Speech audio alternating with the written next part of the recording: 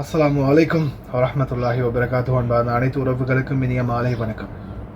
காலநிலை ஆய்வாளர்களின் மிக முக்கிய எச்சரிக்கை, அதாவது தினம் தினம் நம்மளுக்கு இனிமே சாவு அப்படின்ற மாதிரி அந்த அளவு மோசமான ஒரு நிலைமை நம்மளுக்கு உருவாக போகுது. அதாவது இந்த மாதம் 15ஆம் திகதியில் இருந்து இரத்த கொதிப்பு ஆரம்பிக்க போகுது. வெயிலுடைய சூடு வேறு லெவலில் ஆரம்பிக்க போகுது, ரொம்ப அதிகரிக்கும் அப்படின்னு தெரிவிச்சிருக்கிறாங்க. இந்த காலநிலையோட சேர்த்து தூசியினுடைய காற்று, இப்போ ரீசெண்டாக அரப் டைம்ஸில் வெளியாகின தகவல் அது. அதாவது இந்த தூசியினுடைய காற்று நம்ம சுவாசிக்கும் போது அதில் இருக்கக்கூடிய நுண் துகள்கள், அதில் இருக்கிறது பாக்டீரியாவாக இருக்கலாம், அல்லது அதில் வேறு விதமான ஏதாவது ஒரு அலர்ஜிக் தரக்கூடிய ஏதாவது ஒன்றா இருக்கலாம். இந்த மாதிரியான சில நுண் பொருட்களால் நம்மளுக்கு சுவாசத்துக்கு மிகப்பெரிய ஒரு பாதிப்பை ஏற்படுத்தும் அப்படின்னு தெரிவிச்சிருந்தாங்க. இதை நான் ரீசண்டாக ஒரு செய்தி தொகுப்பு கூட போட்டிருப்பேன்னு நினைக்கிறேன். குவைத்துடைய சுகாதார அமைச்சகம் இது சம்மந்தமான ஒரு செய்தி தொகுப்பையும் வெளியிட்டிருந்தாங்க, இந்த மாதிரியான சூழல் இருக்குது அப்படின்னு.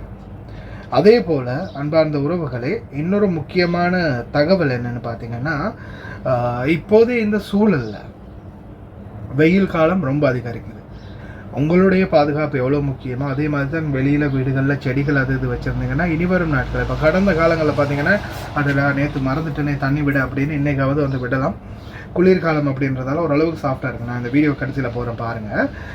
நான் என்ன செய்கிறதுன்னா, இது இப்போ நான் இருக்கிற ஸ்டோரில் மக்சனில், அந்த மக்சனில் 2 அந்த பாய்ச்சக்கூடிய அந்த பாட்டில் எடுத்து வச்சுருக்கிறேன். அந்த பாட்டில்களை அந்த அந்த கேன் 2 இருக்குது, அந்த கேனில் தண்ணியை பிடிச்சி இன்றைக்கி இப்போ நான் வச்சுட்டேன். ஓகே, இப்போ சும்மா உதாரணத்துக்கு சொல்கிறேன், இன்றைக்கி நான் வச்சுட்டேன். அது கேனில் இருக்குது. நாளைக்கு இந்த ஸ்டோரை பூட்டிடுவேன். இந்த சிவருக்குள்ளே மேலே ஷீட் இருக்கிறதால வெயில் அடிக்காது. அப்போ நாளைக்கு நான் பார்க்கும்போது பார்த்திங்கன்னா அது தண்ணி ஓரளவு குளிர்ந்து போயிருக்கு. அந்த தண்ணியை செடிங்களுக்கு விடுவேன். விட்டுட்டு அதில் திருப்பி தண்ணியை பிடிச்சி வச்சுருவேன். அந்த மாதிரி ரொட்டைனை நான் செஞ்சுட்டு போகிறதால குளிர்காலம் வெயில் காலமாக இருந்தாலும் அவங்களுக்கு தண்ணி நல்லா கூலாகவே கிடைக்கும். அது மனசுக்கு ஒரு திருப்தி. நம்மளுக்கே இந்த வெயிலில் சூட்டில் இனி வரும் காலம் நம்ம போய் பாத்ரூமில் கழுவும் போது தான் தெரியும் நம்மளுக்கு அந்த சூட்டினுடைய தன்மை என்னென்னு, இல்லையா? அந்த மாதிரி சூழல் இருக்குது. அப்போ இந்த செடிகளுக்கும் சுடு சுடு தண்ணியை ஊற்றினா ரொம்ப கஷ்டமாக. ஏற்கனவே வெயிலில் காஞ்சி போய் வாடி போய் கிடக்கிறது. ஒவ்வொரு நாளைக்கும் மாலையில் கொஞ்சம் ஓரளவுக்கு குளிர்ந்த தண்ணியை ஊற்றும் போது அளவுக்கு அந்த செடிகளும் பாதுகாக்கப்படும். நான் நினைக்கிறேன் கிட்டத்தட்ட ஒரு 7, 8, 9 வருஷமாக இந்த செடிகள் எதுவுமே எந்த ஒரு பாதிப்பும் இல்லாமல் நல்லபடியாக பாதுகாத்துக்கிட்டு வரேன், அது ரெகுலராக கவனித்ததால். இப்போ அந்த செடிகளை மாதிரி தான் நம்மளையும் வெயிலில் போகும்போது முடிந்த வரைக்கும் கெப்பொன்று சரி போட்டுக்கோங்க. வெயிலில் தலை வேர்த்தா பிரச்சனை இல்லை, ஆனால் தலை காயக்கூடாது. சூட்டுக்கு தலை காயும் போது என்ன ஆகும்னா மண்டைக்குள்ளே இருக்கக்கூடிய இரத்த நாளங்கள் காஞ்சி அதன் மூக்கால் ரத்தம் வடிகிறது. அந்த மாதிரியான ஆபத்துகளும் இருக்குது. இது எல்லாமே பார்த்திங்கன்னா நான் சும்மா ஏதோ நான் வியூஹெச்எல்லாம் சொல்லலை.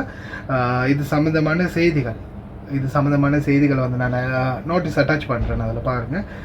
வானிலை ஆய்வாளர்கள் சொன்ன தகவல் 40 டிகிரிக்கு மேலே வெப்பநிலை அதிகரிக்கும் அப்படின்னு காலநிலை ஆய்வாளர் பெதரல் இசால் ரமதான் சொன்னது. அதே மாதிரி தூசியினுடைய காற்று இன்னும் வரும் நாட்கள் அதிகரிக்கும் அப்படின்னு பெதரல் அமீரா சொன்ன தகவல் இந்த செய்தி தொகுப்பும் இருக்குது. அதே மாதிரி பார்த்திங்கன்னா கடந்த நாட்கள் அரப் டைம்ஸில் வெளியாகின அந்த தகவல், சரையாத் டஸ்ட் ரியஸ் ஆகும்போது இதில் ஹெல்த்துக்கு ரிஸ்க் இருக்கும் அப்படின்ற மாதிரி தெரிவிச்சிருந்தாங்க.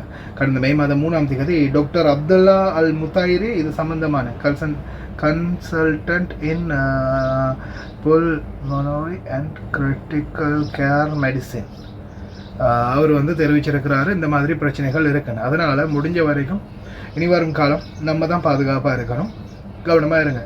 எல்லாம் வல்லரைவன் அனைவரையும் பாதுகாக்கட்டும். மாதிரி அவேர்னஸான தகவல்களை முடிஞ்ச வரைக்கும் நண்பர்களுக்கும் ஷேர் பண்ணுங்கள். இன்னொரு வீடியோ சந்திக்கலாம். கடைசியில் வீடியோ கொஞ்சம் பார்த்துட்டு போங்க.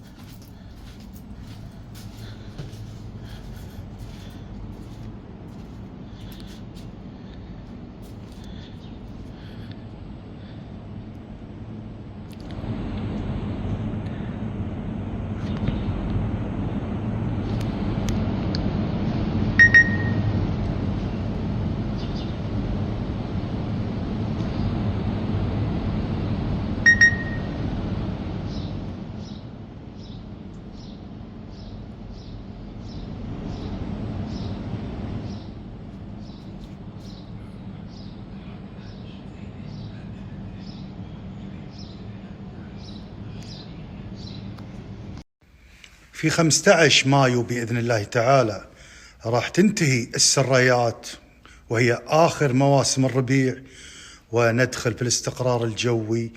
مع اقترابنا من الصيف يضعف الضغط الجوي بين الرياح، وبالتالي تضعف معاه العواصف الجوية والتدافع بين الرياح اللي تشكل الرياح المتقلبة المثيرة للغبار، والتكثيف العالي للغيوم والأمطار اللي قد تصل إلى الغزيرة.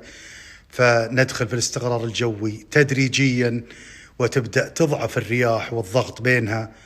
لكن مع النشاط في الرياح الشمالية الغربية قد نشهد هبات من الغبار، وفرص الأمطار تضعف تدريجيا مع نهاية الربيع.